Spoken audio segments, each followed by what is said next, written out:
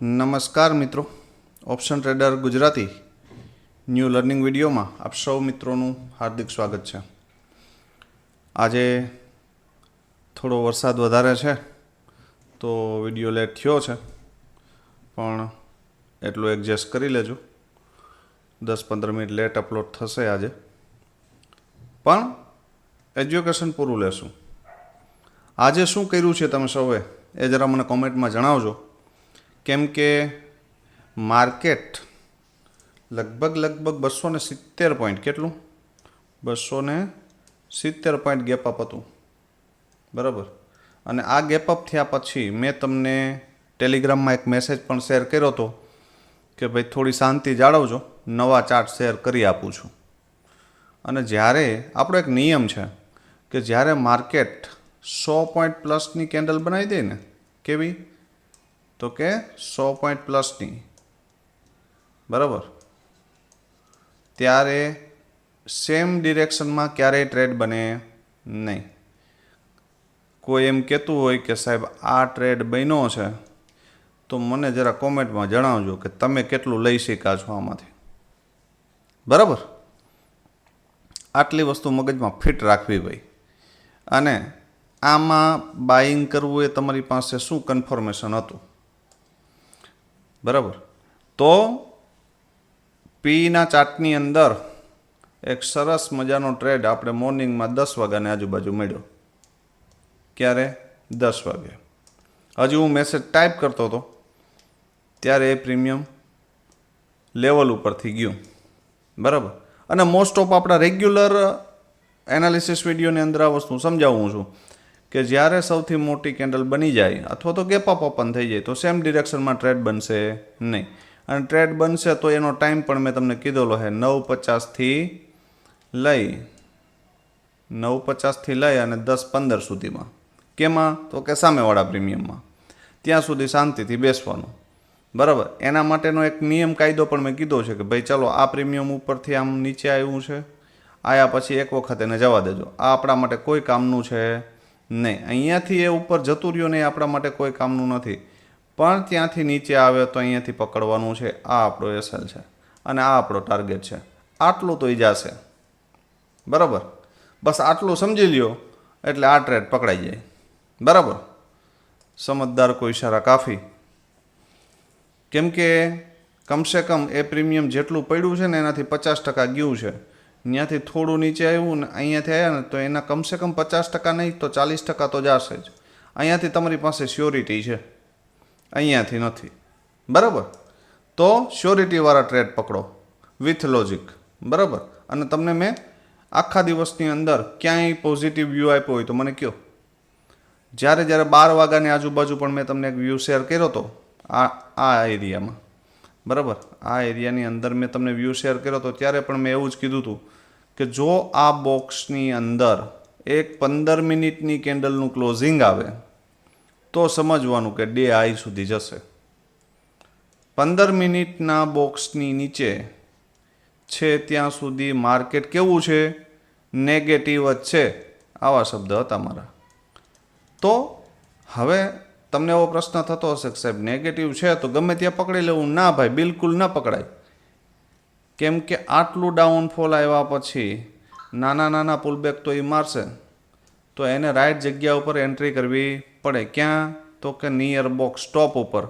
ક્યારે આને ભાગતી કેન્ડલમાં નીચે આવતું હોય ત્યારે પકડી શકાય નહીં, પણ એ જ્યારે પુલબેક મારે છે ત્યારે અહીંયાથી સેલનું વિચારી શકાય, બરાબર. ધારી લ્યો કે અહીંયાથી આ પુલબેક ઉપર આવ્યો તો અહીંયાથી સેલનું વિચારી શકાય.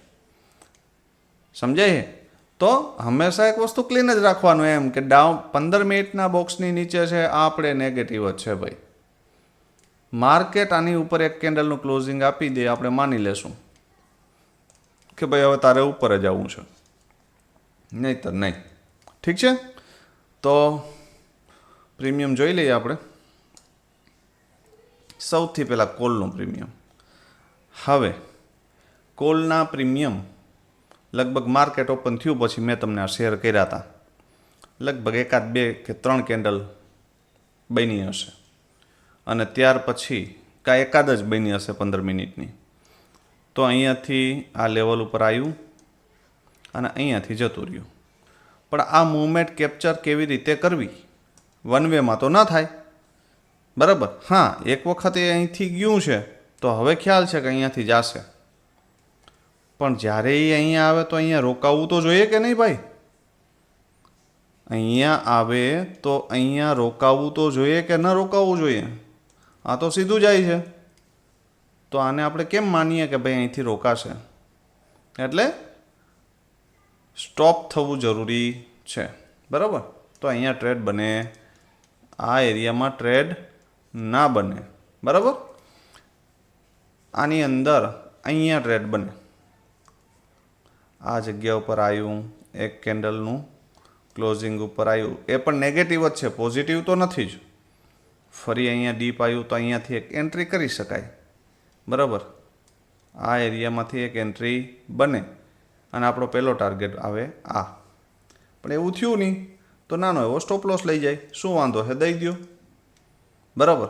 એટલે કહેવાનું હું તમને એક તમારી સાયકોલોજી ક્લિયર કરાવું છું કે ભાઈ આ જગ્યાએ એન્ટ્રી બને છે. શું કામ બને? તો કે અહીંયા રોકાણું છે, બરાબર. અહીંયા 2-5 પોઈન્ટનો સ્ટોપ લોસ આવે તો એ વેલિડ છે. કદાચ કોઈ મિત્રોએ લીધો હોય ને તો આ સ્ટોપ લોસ વેલિડ છે ભાઈ, બરાબર. તો આ કોલના પ્રીમિયમની વાત થઈ. હવે જોઈ લઈએ આપણું જે બ્લાસ્ટ પુટનું પ્રીમિયમ. હવે આ ચાર્ટ નિફ્ટીનો લગભગ મેં તમને 2-3 કેન્ડલ બની ત્યાં શેર કરી દીધો હતો. હવે અહીંયાથી આ પ્રીમિયમ ગયું છે, બરાબર. આ કેન્ડલની ઉપર આ બીજી કેન્ડલનું ક્લોઝિંગ નથી, મતલબ આ સ્વિંગ નથી, બરાબર. સમજાવું હું છું એ સમજજો. અહીંયાથી ગયું છે, પહેલી કેન્ડલની ઉપર બીજી કેન્ડલનું ક્લોઝિંગ નથી, એનો મતલબ સ્વિંગ નથી, બરાબર. તો આપણે અહીંયા પાછું આવે તો આમાં એન્ટ્રી બને નહીં, બરાબર. પણ અહીંયાથી આ પાછું આવ્યું, આવી અને અહીંયાથી ભાઈ ઉપર ગયું, ઉપર જાય અને અહીંયા એક સ્વિંગ ક્રિએટ કર્યો, બરાબર. હું જ્યારે મેસેજ ટાઈપ કરતો હતો ને ત્યારે આ કેન્ડલ બનતી હતી. 10 વાગે મેં જે મેસેજ ટાઈપ કર્યો ત્યારે યા તો આ કેન્ડલ બનતી હતી યા તો આ બનતી હતી. અને ત્યારે મેં એવું કીધું હતું કે ભાઈ 10 વાગ્યાને આજુબાજુ આપણું કોઈ સેટઅપ બને તો આપણું સેટઅપ એ જ છે કે અહીંયાથી નીચે આવે, ફરી ઉપર જાય ને ફરી નીચું આવે, નાનો એવો સ્ટોપ લોસ આવે તો આની અંદર એન્ટ્રી કરી શકાય અને આ ટાર્ગેટ માટે બેસી શકાય. પહેલો ટાર્ગેટ આ ને બીજું આપણું લેવલ. તો વન વેની અંદર જો તમારી આ પિન બાર કેન્ડલ ઉપર પણ એન્ટ્રી થઈ હોય ને, કેમ કે હું એનાલિસિસ વિડીયોમાં જ્યારે પણ રિવિઝન કરાવું ત્યારે પિન બારનો ઉલ્લેખ કરું છું કે પિન બાર જ્યારે પણ બોટમ એરિયા ઉપર બનશે ને તો અહીંયાથી માર્કેટ શૂટઅપ થઈ જશે, બરાબર. અને સેમ કન્ડિશન થાય, 2 જ કેન્ડલની અંદર ટાર્ગેટ આપી દીધો, બરાબર. તો આવા પ્રીમિયમને પકડતા શીખો ભાઈ. બીજી એન્ટ્રી અહીંયા ડીપ પણ હતી, જ્યારે અહીંયા એવું ત્યારે પણ એન્ટ્રી કરી શકાય, અહીંયા પણ કરી શકાય, અહીંયા એવું ત્યારે પણ કરી શકાય. શું કામ? કેમ કે માર્કેટ જ્યાં સુધી 15 મિનિટના બોક્સની ઉપર નથી ત્યાં સુધી કેવું છે? Cell on rise. બધામાં તમને એક સરસ મજાના ટાર્ગેટો જોવા મળ્યા. તો આ સાયકોલોજીથી કેટલા મિત્રોએ કામ કર્યું છે કોમેન્ટમાં જણાવજો. હજી એક પ્રીમિયમ જોઈ લો સેન્સેક્સનું, કેટલું બ્લાસ્ટ થયું હતું એ જોવું ખાલી. હવે જો આ પ્રીમિયમ ક્યાંથી ગયું છે? અહીંયાથી લગભગ 110ની આજુબાજુથી. તમારો સ્ટોપ લોસ આવતો હતો 96નો. કેટલાનો? મેં આમાં એક મૂવમેન્ટ લીધી છે, બરાબર, સરસ મજાની. તો હંમેશા એક મૂવમેન્ટ પણ તમને ક્યાંય મળી જશે ને રાઇટ ડિરેક્શનમાં તો આખો દિવસ ટ્રેડ કરવાની જરૂર નહીં રહી. સરસ મજાની 2 જ કેન્ડલની અંદર જો કેવી 2 જ કેન્ડલમાં 323નો ટાર્ગેટ. ક્યાંથી? 138થી. 3x fund. હવે ભાઈ આનાથી વિશેષ બીજું શું જોઈએ? અહીંયાથી પણ એક સરસ મજાની મૂવમેન્ટ, અહીંયાથી ફરી પાછી સરસ મજાની મૂવમેન્ટ, બરાબર. તો આ એક સ્ટ્રોંગ બાઇંગ ઝોન હતું, બરાબર. આ લેવલ તો જ બ્રેક થાય કે જેવું માર્કેટ 15 મિનિટના બોક્સની અંદર એન્ટર થાય, બાકી ન થાય, બરાબર. તો આ તો વાત થઈ આજની. આવતીકાલે શું થઈ શકે? હવે મેં અત્યારે એક યુટ્યુબ જોયું તો આખું ગામ એવું કહે છે કે ભાઈ 300 પોઈન્ટ ગેપ અપ ઓપન થશે આવતીકાલે જીએસટી વાળા ન્યૂઝને કારણે. 200 પોઈન્ટ ઓપન થશે. શું લાગે તમને? 300 પોઈન્ટ ને 200 પોઈન્ટ ઓપન થશે ગેપ અપ? રામવાલા સમજો મારા વાલા. શું? કેમ કે જે ખેલ થવાનો હતો ને ભાઈ આજે થઈ ગયો છે. આપણી પાસે ન્યૂઝ આવે એ પહેલાં જગલ બિરાડા પાસે આવી જ જાય. આ મગજમાં ફિટ કરી લેજો ભાઈ. આ ગેપ અપ ઓપન થયું છે એ જીએસટીનું જ કારણ છે ભાઈ. એ લોકો એ જ ગેપ, એને ખ્યાલ જ હતો કે જીએસટીમાં સુધારો આવવાનો છે, શું આવવાનો છે, તો જ આ થયું હોય. અને એ એડવાન્સમાં થઈ ગયું છે. આજે તો સાવ પોઝિટિવ ન્યૂઝ હતા, માર્કેટ શું કામ નેગેટિવ આવ્યું? બરાબર, આ ખેલ પૂરો થઈ ગયો ભાઈ. તો આવતીકાલે કોઈ વધારે વેમમાં રહેવું નહીં. માર્કેટ નેગેટિવ જ છે ભાઈ. કેવું છે? નેગેટિવ. હાલની પોઝિશનમાં આજનું ક્લોઝિંગ પણ નેગેટિવ જ છે. આજનું ક્લોઝિંગ જે આવ્યું છે એ પણ નેગેટિવ જ આવ્યું છે, યાદ રાખજો. પોઝિટિવ થવા માટે માર્કેટનું સ્ટ્રક્ચર પોઝિટિવ થવું જોઈએ. રબડ હોય, રબડ એને તમે ખેંચો તો શું થાય? ખેંચો એટલે મોટું થાય, ફરી મૂકો એટલે હતું ત્યાં ન્યાય આવી જાય. એટલે ન્યૂઝ ઉપર વધારે ધ્યાન દેવું નહીં, બહુ વિચારવું પણ નહીં. બરાબર, ખુલી જાય તો ખુલી જવા દેવાનું, શું વાંધો છે? આપણે ફ્રેશ લેવલ બીજા શેર કરી દઈશું અને એના ઉપર કામ કરશું. આપણે તો દિવસમાં 1 અથવા તો 2 ટ્રેડ કરવા છે ભાઈ. આપણે શું કામ ન્યૂઝની રાહ જોઈએ કે ઓવરનાઇટ પોઝિશન લઈ જઈએ? બરાબર. અને આજે જે લોકો કોલની પોઝિશન કોઈ લઈને ગયા હોય તો જરા મને કોમેન્ટમાં જણાવજો. બરાબર, કે તમારી પાસે એવું કયું કન્ફર્મેશન હતું કે તમે કોલની પોઝિશન હોલ્ડ કરીને ગયા? થઈ જાય ગેપ અપ તો નો ડાઉટ, ભલે થઈ જાય અહીંયા સુધી. બરાબર, પણ કોલની પોઝિશન કઈ કયા બેઝ ઉપર આપણે હોલ્ડ કરીએ છીએ મિત્રો? બરાબર, 2-4 મિત્રોના મને મેસેજ આવ્યા કે સાહેબ આ ન્યૂઝને કારણે અમે કોલની પોઝિશન હોલ્ડ કરી છે. ભાઈ કદાચ તમારા નસીબ સારા હશે તો કદાચ 200 પોઈન્ટ ગેપ અપ ઓપન થઈ જશે, ચાલો. બરાબર, પણ એ તમારી વિરુદ્ધમાં 200 પોઈન્ટ ડાઉન ખોલ્યું તો એ મને સમજાવો. તો એ 200 પોઈન્ટનો લોસ છે એ ક્યારે તમે કવર કરશો? કેમ કે રેગ્યુલર તો આ થવાનું નથી. તો જે વસ્તુમાં રેગ્યુલારિટી નથી એ વસ્તુમાં શું કામ લઈ જવી પોઝિશન ભાઈ? રેગ્યુલરમાં આપણે ખબર જ છે કે ભાઈ આપણે 10 પોઈન્ટનો એસએલ લેશું યા તો 40-50 પોઈન્ટનો ટાર્ગેટ લેશું. તો આમાં ખબર જ છે કે ભાઈ કદાચ એક ટ્રેડ આપણા ફેવરમાં નહીં આવે, બીજો ફેવરમાં નહીં આવે, ત્રીજો નહીં આવે, તો એ 30 પોઈન્ટ જશે. પણ એક ફેવરમાં આવી ગયો ને એટલે 50 પોઈન્ટ આવશે, તો એ 20 પોઈન્ટ પ્રોફિટમાં રહેશું. બરાબર, તો આવી બધી માથાકૂટો ન કરવી અને લેવલ ઉપર કામ કરવું. હવે જો ભાઈ, મહત્ત્વના આવતીકાલે નિફ્ટી માટે level, first level down side માટેનું 24,714. જો આને તોડે તો એક આ ટ્રેન્ડ લાઇનનું ધ્યાન રાખજો કે અહીંયા શું કરે છે. નહીંતર સીધું ક્યાં આવી શકે? 24,630. ક્યાં? 24,630. બરાબર, આ લેવલ તમને જોવા મળી શકે. હવે આ લેવલ જે છે એ સ્ટ્રોંગ સપોર્ટનું કામ કરશે.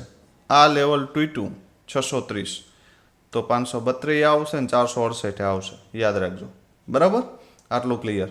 અપસાઇડ માટે 24,000,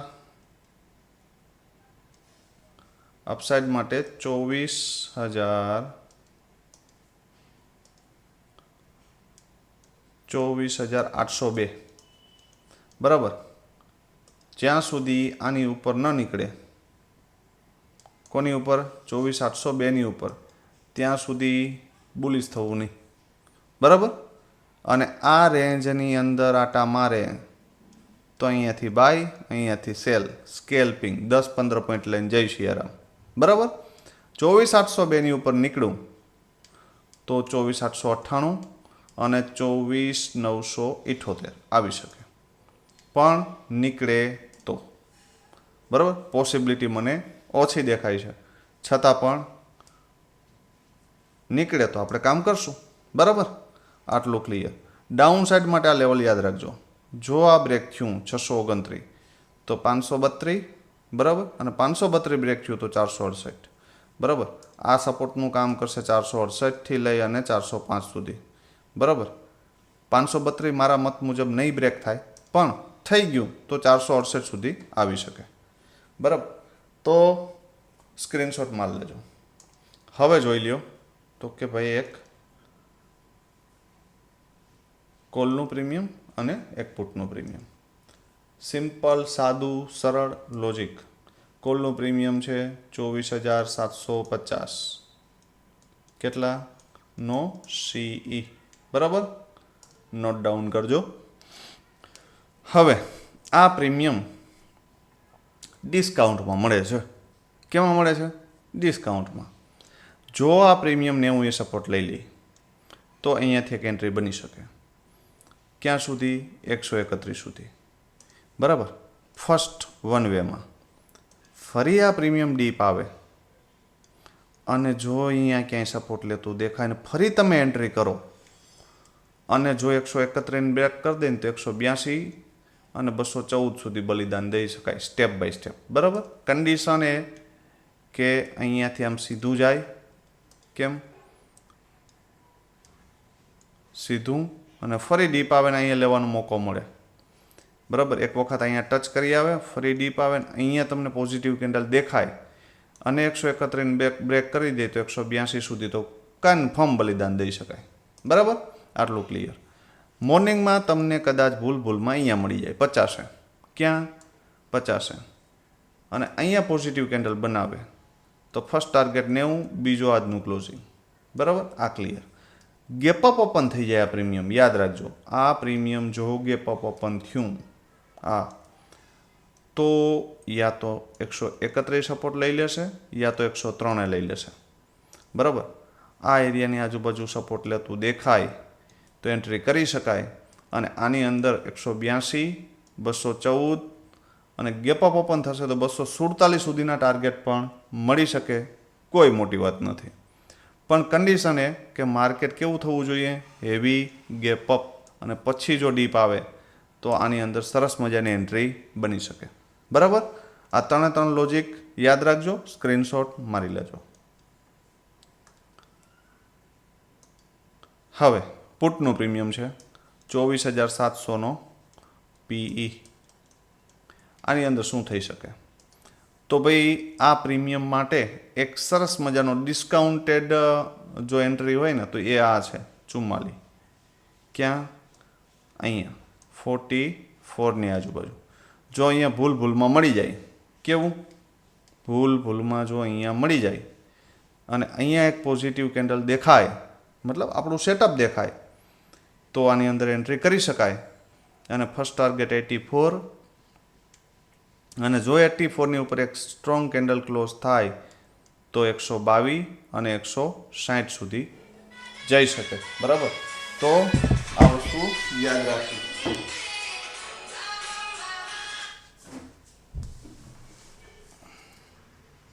એક મિનિટ મિત્રો.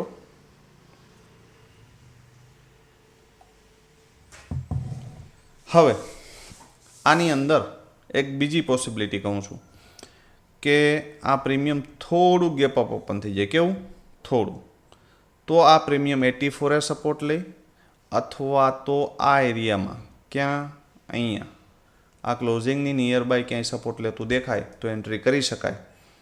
બરાબર, અને 84ને બ્રેક કરી દે તો 122, 160 અને 202 આવી શકે. કોઈ મોટી વાત છે નહીં.